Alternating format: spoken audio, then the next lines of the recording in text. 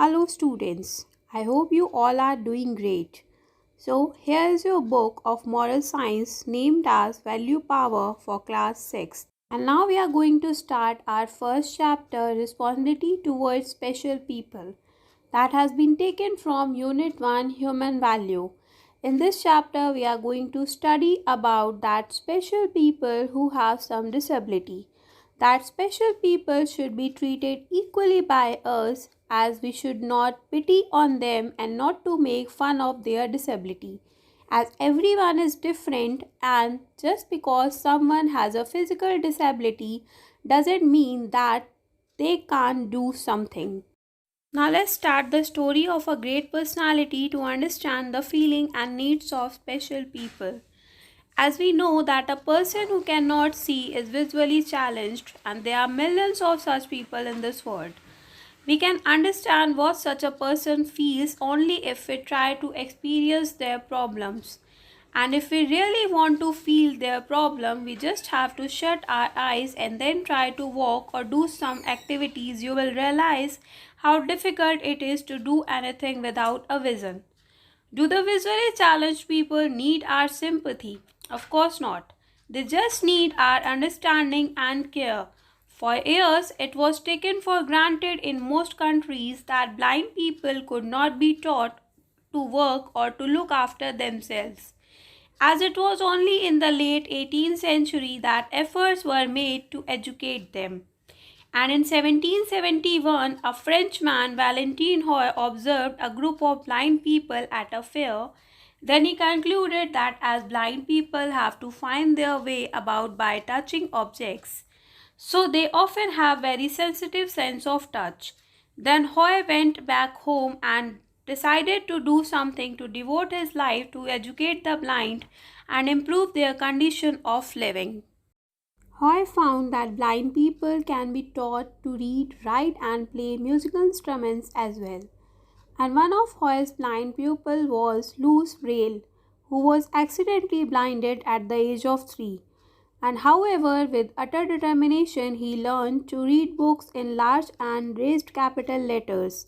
And he also made baskets and played the piano, violin, and mouth organ. Later, Braille became a teacher at a school meant for the blind. And from the boyhood, Braille was interested in the possibility of reading by touch, and he dreamed of organizing a system of raised dots which the visually challenged could read by touching.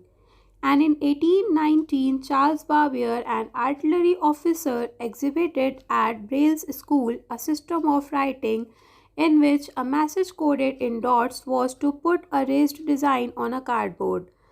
Braille, who was interested in this system, worked out a play that met the needs of blind. Then Braille experimented with this system until he had worked out his own six-dot system by 1834, and this was a system that used raised dots instead of letters and was published as what is now known as the Braille's alphabet. Braille is written by making hollows on paper so that raised dots appear on the other side of the paper, and each letter of the alphabet is represented by a group of 6 or less raised dots. So Braille's alphabet and numerals gave the blind people's fingerprint the ability to see, and this contribution towards the visually challenged was a great. Now, many visually challenged people have proved their capabilities and achievements in professions such as law, banking, literature, and teaching. John Milton, an English poet, was visually challenged when he wrote his greatest poem, that was The Paradise Lost and the Paradise Regained. Same as Helen Keller overcame the absence of blindness, hearing, and speech to become a noted lecturer and scholar.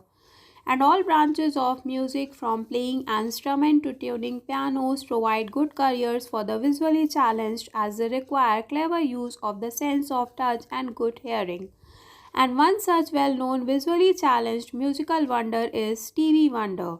So Steve Land Morris of USA was renamed Stevie Wonder at the age of 10, as he played the harmonium, piano, and drums beautifully.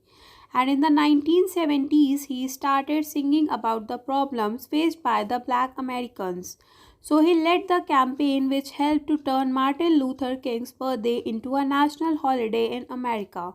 Martin Luther King was a black American leader who fought for the civil rights of the people. Then Stevie Wonder has become a successful performer and has given several hit songs.